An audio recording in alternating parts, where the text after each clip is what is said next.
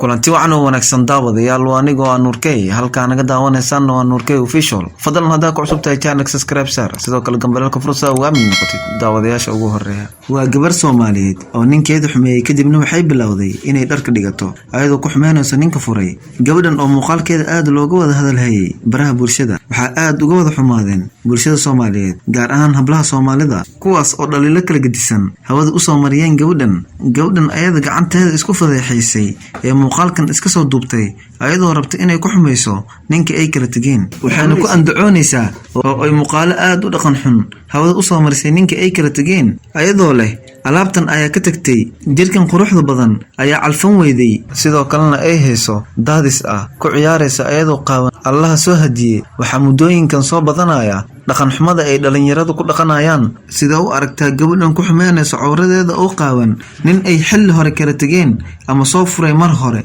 intaan ku kulmi doono muuqaalka xiga waxaan idin leeyahay sidaas ay nabadgeliyo mahadsanidin